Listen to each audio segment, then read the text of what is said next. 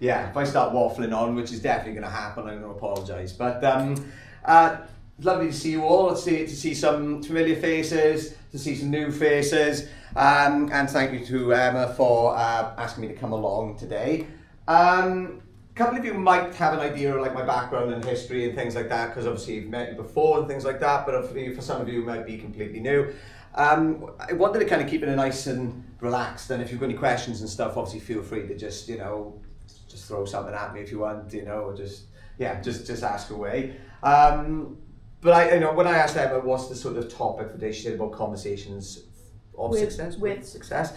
And that's an interesting thing for me, because I don't necessarily look at like what I've achieved as like success, but then I've got to try and remind myself now and again, actually, when you look back and you think, oh, well, I did this, done this, and this is that, or whatever, they are, little successes. I think it's just, when I was younger, what I viewed as success is what we typically view as success, which is this, the fancy car, the fancy house, and loads of money, and, sitting on a beach working on a laptop all of the time.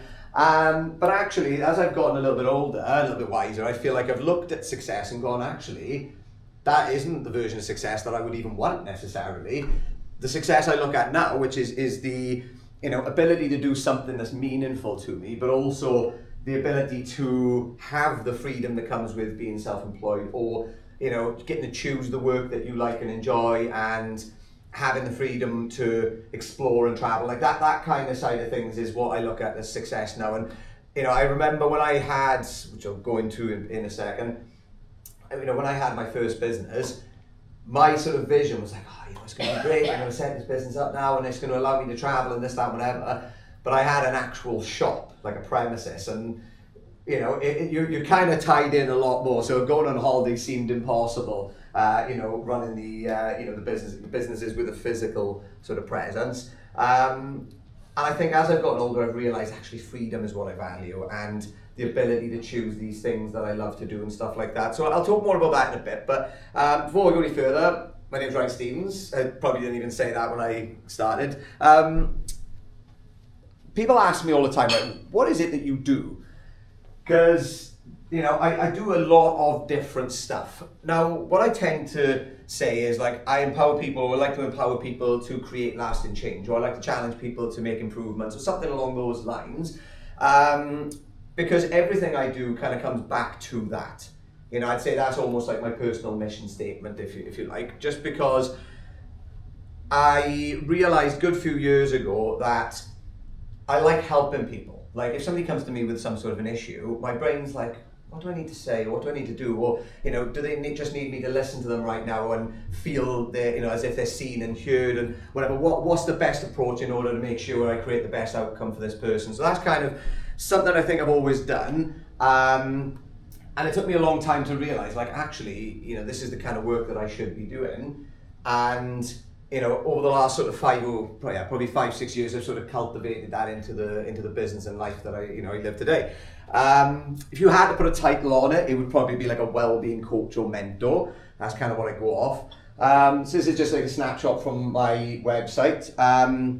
These are sort of the different companies and charities and organisations I've worked with. There's quite a few more that sort of aren't on there, but these are some of the ones. So like the DVLA, the DVSA, the different universities in Swansea, so the Trinity Uni and Swansea Uni, the council. I've been working alongside Swansea Council for a number of years.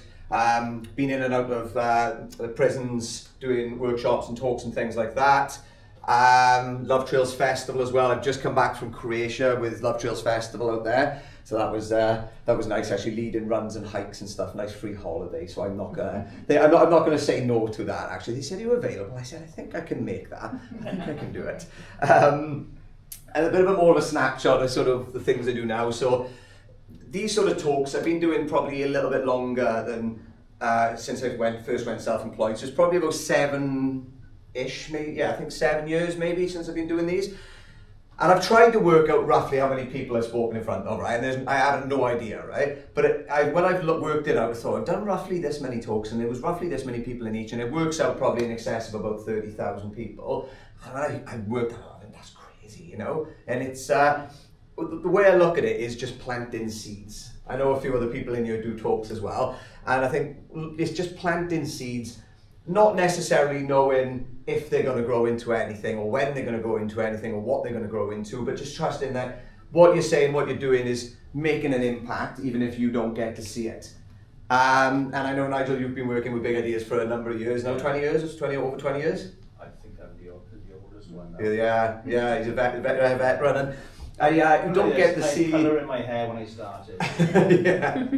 And you don't get to see the impact of the work necessarily, right? But going back a couple of months ago, I was in the gym and it was a big rugby lad come up to me and I thought, what have I done now? And he said, did you were talking bishops in school a few years ago? I said, oh, probably, yeah.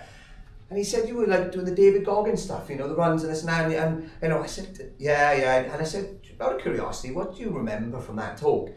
And he reeled off about 5 different things. He said, you were talking about the importance of embracing from failures and all this stuff. And I thought, just so refreshing to hear that. And, I guarantee when I was actually delivering that session, their faces would have probably been like, just no, sort of a visual feedback to know if they were actually listening and taking stuff away. But, you just got to trust actually, it's just planting those seeds. But I do a lot of running, not so much more recently because my knees don't like me anymore, which is no surprise with the stuff I've done. But I've done over 20 marathons and ultra marathons in total. I think it's maybe 21, 22 altogether, including a 100 miler back in 2023. That doesn't necessarily translate to work, but the reason I bring that up is because that for me is, about embracing challenge and doing these things that are uncomfortable. And obviously once we do those things, we build resilience, we actually gain more trust in ourselves as well, and we go, do you know what? I can't believe I just done that actually. And then it's like, all of a sudden the setting up of a business doesn't seem as scary, because you've gone and done, marathon or 10K or 100 mile or whatever, it is, that's really challenging for you. And so for me, that's been a game changer because it's just allowed me to trust in myself more to go out there and do these different things and these good things. But been wild swimming or dipping in a natural body of water every day for 5 years. Yes. What day are we today? Saturday. Sunday. It was Sunday. Sunday, Sorry, yeah. Sunday. I love I'm asking. I don't even know myself. Yeah. So Sunday. It was every day in a natural body of water for 5 years. That started a bit randomly. I was just doing it in lockdown, and just before lockdown, and then I was doing it into lockdown. And I was like, I feel pretty good from this. And it set me up for a good day. I started sort of advocating for the benefits on social media. So this was around literally the same time that I started sort of coaching and mentoring people one-to-one and doing well-being stuff and mindset stuff, and then coming in and doing more workshops. So it was around that sort of pivotal time. And I was working in Swansea Uni at that point. I was like, I don't like this job anymore. I need to get out of this. And I decided to literally quit with no backup plan other than to start doing mindset coaching, right? And in hindsight, it was a very silly thing to do. And at the time, it was a very silly thing to do, but I wouldn't change it for the world. But I started dipping every day the same week that I quit my job. I think it covered a good time, actually, because it was giving me something to wake up for in the morning, because otherwise I'd have probably been staying in bed till 11 or 12. But I started doing it because somebody came up to me on the beach one day, and they said, oh, are you Ryan, the 100-day dipper? I said, I'm Ryan. I said, I don't think I'm the 100-day dipper, though. And they said, oh, yeah, you train in this gym. And I said, no one again. I was like, I don't think that's me. Turns out there was another guy called Ryan doing 100 days of dips, right? Anyway, I liked the sound of it. So I was like, I want to do that. So I Googled everyday UK winter, and it said 26th of October from that day, right up until spring equinox or something. That's like the winter season, or that's what Google told me anyway. So I thought, that's fortuitous, it's saying from that day. So I thought, I'll do that, which is like 120 something days. As you can tell, I've got carried away. I just haven't stopped. But for me, it was, it was something that made me feel good at the time, mentally and physically. It gave me something to do, which was actually really challenging, like I said. So, that confidence that comes from doing those challenging things. But more than anything, it created this community. So, there was a couple of us going along, a few more people started coming along, and this was just as lockdown was starting to kick in. And people were scared, people were nervous, people wanted to be connected to people, but also wanted to go outside and do things because we were told we can't. So that resulted in creating, I don't think it's on there actually, but ended up creating a sea dipping community called the Wet Bandits, which is still running today. And the bandits part of it was very appropriate, actually, because we did get chased by the police once for literally going in the sea. Obviously, once actually, probably 2 or 3 times, but it was wild actually at the time, just for being at the beach and going in the sea, and we, you know, had the police like, you know, trying to find us at 6 in the morning, 7 in the morning. But anyway, but for me, like that's probably the best thing I've ever created, and I didn't mean to create it. It literally just fell together. And I think when we talk about success, actually, it's not just the things that we aim for. Sometimes the things that just happen very naturally, that, you know, land on a lap, they end up being the greatest successes. So if anybody's got kids in here, I haven't, but I can imagine you probably say that's the greatest success that you've had, you know, and actually being able to raise them and things like that. And I think we should really reframe how we look at success, because for me, that Wet Bandits it's always been a free thing. I've never wanted to formalise it and turn it into something, well, I thought about turning it into like a community interest company, but I thought it's quite nice as it is, the quite like sort of close-knit thing. And actually it benefits other people, so sometimes that's enough, you know, sometimes that is the success we're looking for. I do run a business called Wild Minds Gower as well, which is basically events and retreats and taking people out into nature, jumping in the sea, breath work, yoga, beach saunas, just all this fun stuff. We do some self-development stuff as well. I'll do like team building days for companies, things like that. I'm doing one with Bridgend Carers tomorrow up in Porthcawl. And I kind of laugh when I'm doing that, because I'm like, how is this my job? Like, it's weird, it's really weird. Like when I'm doing it, I'm walking through the Gower or whatever. I've done some stuff with Swansea Carer Centre. I think they paid for 20 people to come along and 3 people showed up. And I was like this, you know, because we had all this extra food and whatever. I said, guys, just fill your pockets, guys. I was like, just fill your pockets with the food and this and that, whatever. And we just ended up having a nice walk, like 4 of us. And I just thought, this is like, how is this a job? But you know, but at the same time, it's mad that has to exist, but at the same time, I think we do almost forget sometimes to look after ourselves and do these things that make us feel good and be out in nature and stuff like that. So sometimes it's, yeah, I'm grateful that I get to say that is a job that I do now. And the Wet Bandits is there actually. Another thing, I always touch on that. So at Veriad, anyone heard of a Veriad? Yeah, charity. So I got a contract with them 0 hour going into police stations, prisons and things like that, as an appropriate adult for people when they've been arrested, which I love doing. It's probably one of my favourite things to do because it's really interesting. And like I said, I do working in partnership with Swansea Council. So that's a bit of a snapshot of the different businesses that I've run, right? But I'm going to take you back a little bit. So my first business was that tattoo studio. I set that up at 19, and we've mentioned this before, and wasn't it, about not necessarily needing money to set up a business, right? You think like, okay, if you have money, that's going to make your chances of creating a business a little bit easier, perhaps, or certain businesses. But there's people who've got money who haven't got necessarily the ideas, you know, to set up a business. And actually, if you are ambitious enough, and I think if you're passionate enough, and you let that passion out, and people think, oh, I believe in that person, or I believe in that person's idea, all of a sudden then you can actually find ways to create the capital, essentially. And so this tattoo studio, I was working in Asda, earning £600 a month. I quite literally didn't have a pot to piss in, right, to put it politely, not unpolitely even. Now, I didn't have any savings. I was earning £600 a month. I was in college studying entrepreneurship. I wanted to set up a business. Me and my friend, I wanted to set up a clothing line. He was going to do designs for it. He was doing his tattoo apprenticeship, and then we ended up just putting this together and creating this business. Now, I managed to piece together about, I think it was £6,000 in total. Big Ideas Wales, which is linked, I think it is linked with you guys, isn't it? Yeah, so Big Ideas Wales, I managed to get a grant from them at the time then, which paid off all that investment. And we were in profit within 6 months. Okay, I was like, oh my God, this is amazing. And I thought, how have we done this? You know, I actually didn't think it was possible, but, is it here? Yeah.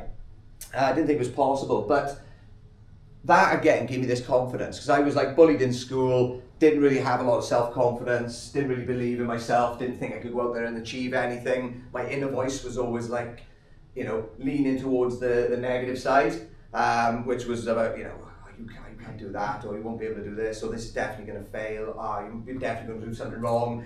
And I kind of had to listen to that voice and go, oh, shut up, you know, we can do this. And when we did it, that really did make me think, okay, maybe I'm not giving myself enough credit here. Had that for about 2 years. And after about a year, the crack started to show. And anybody who's worked in business already, you know, I would probably say get contracts with people. Don't go into business with friends.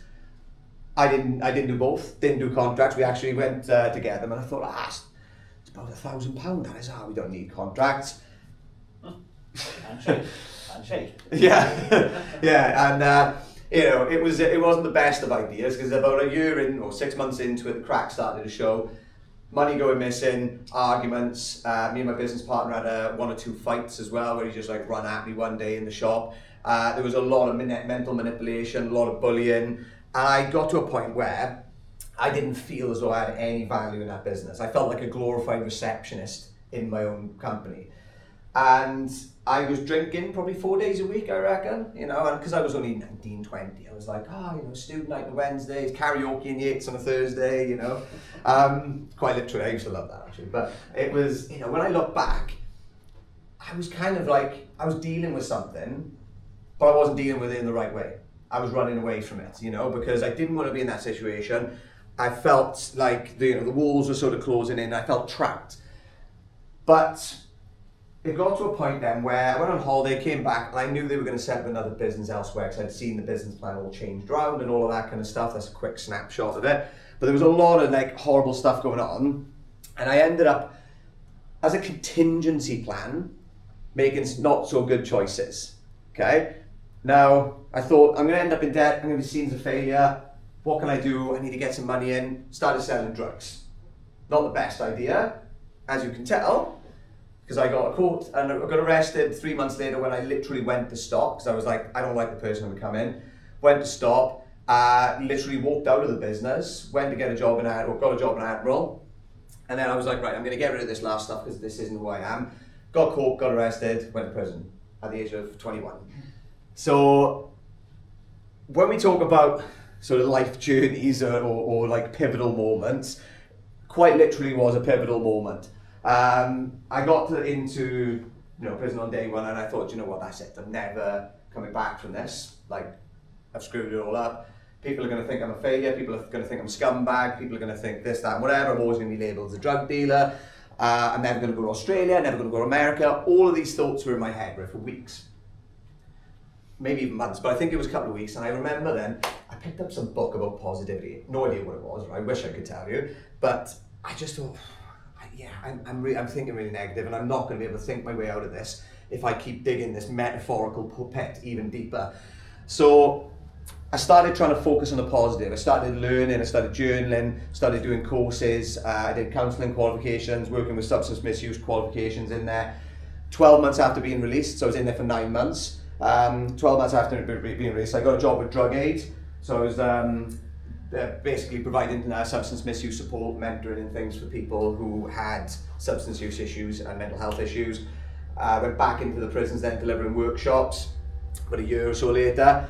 And yeah, that sort of like stemmed me on the journey. And I thought, actually, maybe I can go and achieve or do these different things. And glad to say it's never held me back. Like, I've been doing the school talks and stuff for like 7 years now.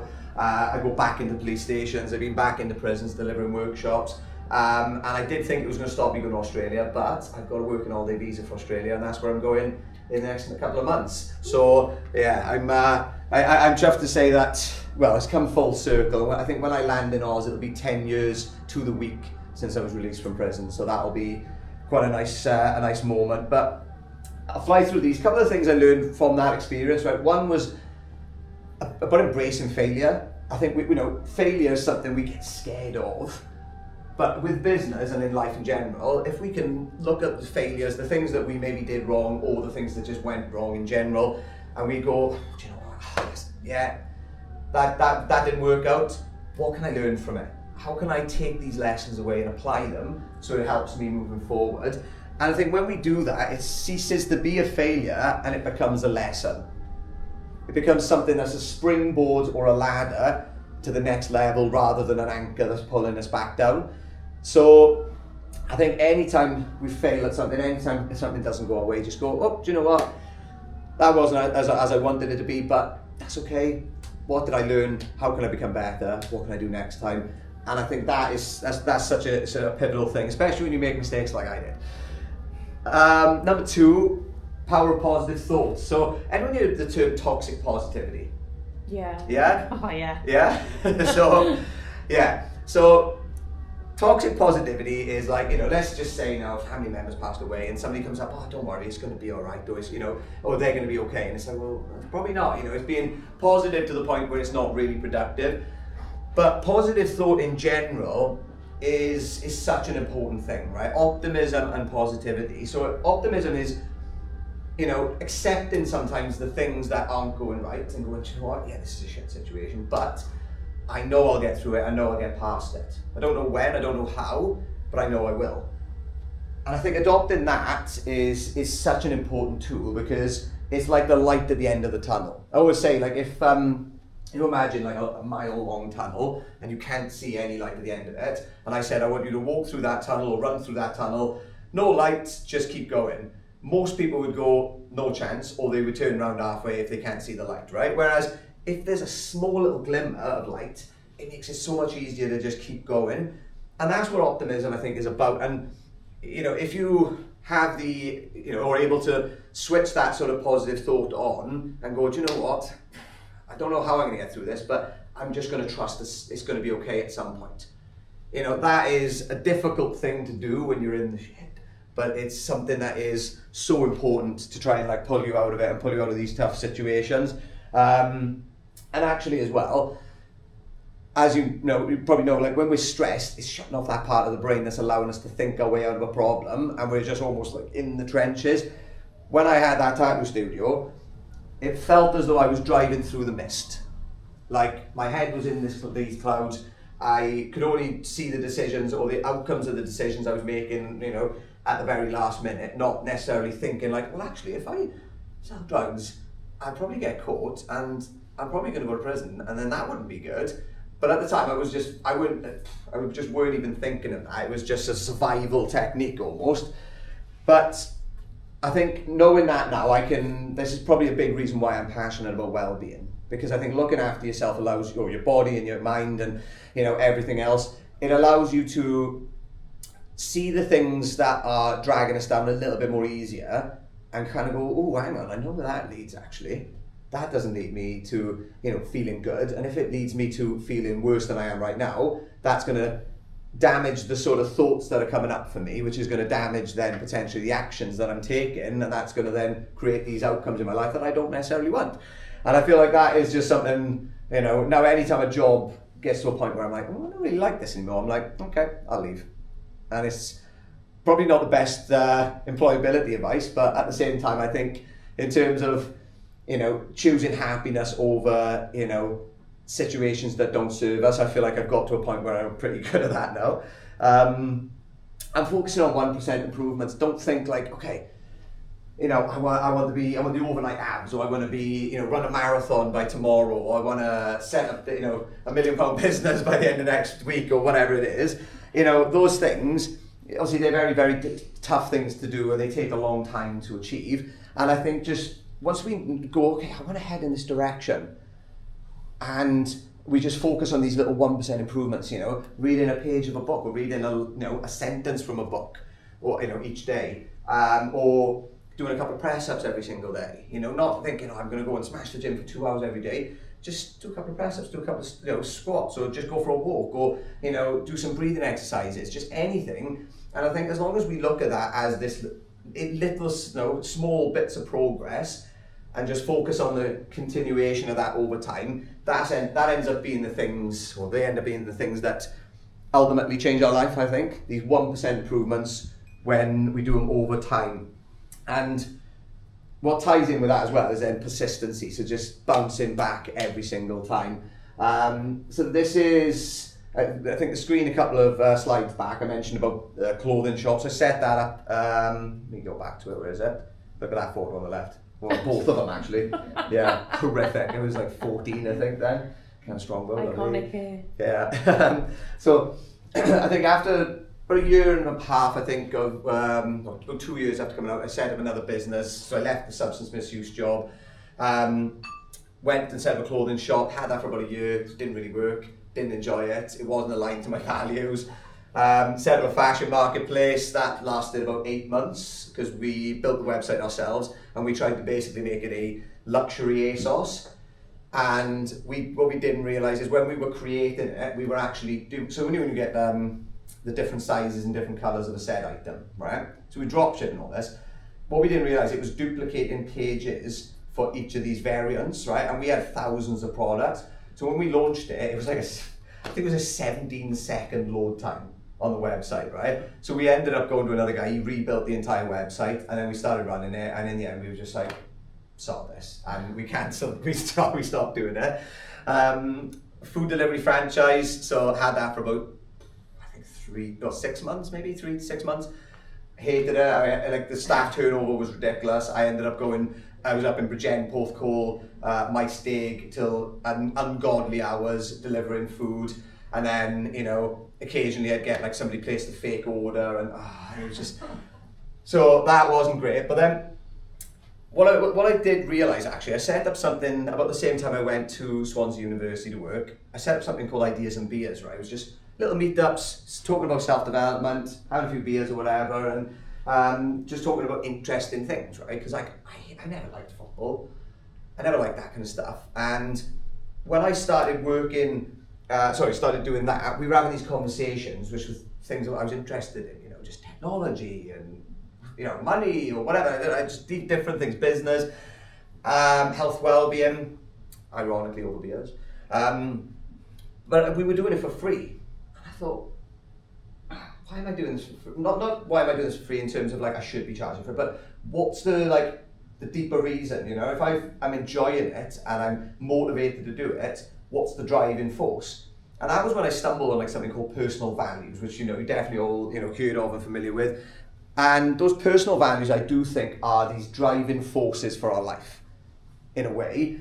They're the little things that sort of, you know, go, oh, you know, I just really love just getting up and doing this. Like, you know, so getting up and seeing the sunrise, for me, I don't require motivation. But getting up and going to the gym, it's a little bit more challenging, you know. But like, I think, you know, you could say then, I value nature, I value, you know, the sort of calm and the peace that comes with a sunrise or whatever. But also, if you like helping people and that comes naturally to you, that could be one of your values. Or, you know, if you value progress in terms of like technology and, you know, coding and, you know, creating things that weren't there before, it's finding those things, I think, and then sort of going, right, how can I do more of that kind of stuff? And that was what Ideas and Beers was for me. It was a springboard to realise, okay, I don't want to compromise on these values anymore. And I had to identify what they were. So it was helping people, connecting people to each other and connecting with new people. So like creating bridges, I suppose. Going out and connecting with nature and helping others to do the same. So all of those sort of values, I thought, as long as like what I'm doing ticks off a few of those, that's going to make me feel happy, but it's going to give me fulfillment, and also I'm probably going to enjoy it more and do more of it and be more successful at it because it's something that just comes naturally, and that's kind of what I've done now over the last few years. So where were we? Yeah, so that's Ideas and Beers. Like one of the that was one of the bigger events we did. I think we generally get maybe, I don't know, anywhere between sort of 5 to 15 people, I think, and we were doing every 2 to 4 weeks meetups. That's the Wet Bandits from like a good few years ago. That's an old one. That's a very old photo, actually. So the group has changed a million times since then, and I think we've probably had. I feel like it's doubled that size as well, or tripled. Yeah, there's about 80 to 100. I think there's about 80 people in the WhatsApp community at the minute, but like not all of them come every single day with the Wet Bandits. I think over the course of the last sort of 5 years, we've probably had over 2,000 individual people coming along, maybe even more. And for me, it's quite nice because it's like if somebody comes along and they try it out and they go, I really like this, they don't have to come again, you know, if they don't want to. But that could be something that's in their little well-being toolkit then that they can use at some point in their life, you know, to if they feel like they need to. So yeah, that was really a really rewarding thing. Snapshot of a couple of the like Wild Minds days, like leading breathwork for Love Trails Festival and doing a talk at the festival. This was a very last minute thing actually, so I wasn't meant to be leading the breathwork there. I led the run. I think at this point I was about 60% sunstroke, because I was 100% sunstroke when I got back to the festival. But we had a bit of a shambles, like people ended up on different beaches at Lovedale's Festival. And because the yoga was happening on one of the other beaches, one of the guys said, right, do you want to do a breathwork thing or something for the people here? And I went, yeah, sod it. So I said, right, get everybody around me in a circle. All of a sudden I got 70, 80 people, I think, around me in a circle. And I was like, I haven't prepared for this at all. And, just ended up winging it. I got people screaming at the end of it and stuff. And, I just love that, you know what I mean? It was like one of those things that I thought I could really mess this up because I hadn't planned for it. But it just happens naturally. And I think the fact that, obviously I've done it a good few times now with the breath work and things, so I kind of have an idea of what to do. But I think more than anything, just because it's something I love to do, it doesn't really require effort. It almost like, it just... the answers are there. I think, Nigel, with the amount of talks that you've done, you probably go in sometimes and you don't know what you're going to say necessarily to a group, but then when you start talking, oof, it all just comes out. And that's very much what I've done today, to be honest. I walked in here and I thought, yeah, just have a chat with you all, and it goes where it goes, sort of thing. But I think when you love it, it definitely helps. And then the last thing I'll touch on with you, which is the key lesson again, which I mentioned earlier, is about embarking on challenges for personal growth. It doesn't have to be an ultra marathon. It doesn't have to be going in the sea every day. It doesn't have to be setting up a business, but I think anything that makes us feel a little bit uncomfortable at the idea of doing it, or a little bit scary, I look at those as signs that we should be leaning into it. There's almost like, it's almost like turning over a rock to see what's underneath. It's the growth that's hiding behind those things, those challenging things. Like, I think it was going back about 2 or 3, I think it was 3 years ago this December, the owner of Warehouse Gym, Chris, he seen me do like a 1.5-mile tyre flip across Swansea Bay, because I put up a thing afterwards. He said, oh, well done on another challenge, mate. Just to let you know, I've signed you up for white collar boxing in December. And I was like, oh my God, no, because I did boxing when I was younger for like 6 months, and when they wanted me to go into fight, I actually left. So I was like, I don't really want to do that. And then when he said it, I was like, oh, it just, that internal, I don't want to do that. And I knew there and then I had to do it, not because he's challenged me or, because of like the accountability on that side, because I knew I wouldn't forgive myself. I knew that feeling, I knew that there was going to be growth on the other side of it and I needed to lean into it. So I did it, and it was such an amazing experience. Like, I actually really enjoyed it. So anything like that now, I'm like, right, I got to do it. And the same with going away now. I'm doing my yoga teacher training in India. Not really too nervous for it, but I know when I'm, just cutting about in a random country on my own with like a one-way ticket out there, it's probably going to feel a little bit uncomfortable, and I'm ready for it. I think I'm ready for that journey. So I suppose question I've got for you actually is, what is something that makes you feel uncomfortable at the idea of doing it, or makes you feel a little bit scared at the idea of doing it? I'll start. I'll kick it off. So, I've just signed up for an ultra marathon. Yeah. Just signed up for an ultra marathon. I hate running. I absolutely hate running. I won't run more than 3 to 6 miles. And I've signed up for an ultra marathon, which is 30 plus miles. And what do you think that's going to bring for you once you've done it and achieved it? I'm hoping some, I'd say I'm quite resilient, but I'm hoping like a different kind of resilience. I do boxing, so I'm very short, sharp with my training. Whereas ultra, I actually completed my first half a marathon yesterday. Took me over 2 hours, and I was like, God, it's like over 2 hours. But yeah, I just think maybe sort of patience and resilience. Nice. Yeah. Nice. Any other ones in you? Anything you can think of? Just life, really. Just life. Yeah. Seriously, getting up every day and just carrying on. Yeah. Yeah, it's just every day's a challenge, really, and you just got to get up and get on with it. Yeah, keep chipping away at it. No, it isn't. I think just recognizing those things is so important. I think even if, like I said, it doesn't have to be something like what people would, like I said, running ultras. Like, it doesn't have to be that. Like, it could literally be starting running, or it could literally be, speaking to a stranger, or going to an event. Like, well, actually, one for me years ago. This was when I was about, I I think it was about 18 maybe. I think I was 18. I was doing the entrepreneurship course that I was on. This is before setting up any businesses. I'd never known anyone who'd set up a business. And I thought, I want to go to like more networking things and, you know, and put myself out of my comfort zone. So I drove to Neath. And I was like, I was 18, I'd never been to Neath at this point, right? So Neath for me might as well have been Swindon, you know? And, you know, I went there, I don't know why I said Swindon. You know, so I went there and it was a round table event, yeah? So I've seen the round table event. And I turned up, they said to me, right, when I walked in, they went, to be honest, right, you've picked like the worst day to come, because it was like their annual financial reporting event or something like that, right? So they said, you're not going to know what's going on, but they were all really friendly, everyone's in suits and stuff, you know, and I had 1 or 2 beers or whatever with them, and it was, you know, I was like, oh, that was really nice, but I didn't feel like I had much to give at that time, so I never did go back, but I never hesitated then walking into a room of people that I didn't know afterwards. I was always, that for me, because I was sitting in the car park and I was like, I just drive home. I thought, go in there, come on, like, you know, once you don't have to come back and see these people ever again if you feel like embarrassed or whatever, or if you make a fool of yourself. But I walked in, like I said, everybody's really friendly, and I was never that nervous to go in the room again. And I feel like that kind of stuff is just finding those things, leaning into them. And, you know, I think in the words of Carl Jung, where your fear is, there is your task.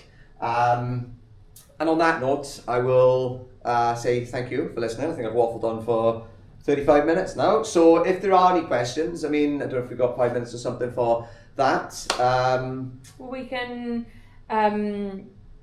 we could either do questions now, or, you know, we'll have Tom talk. Everyone can, you know, we'll have Tom talk, and then we can do a little bit of networking. People can kind of go around and chat and. Cool. Yeah, sounds good. Right. Well, yeah. Thank you very much, guys. Thank you.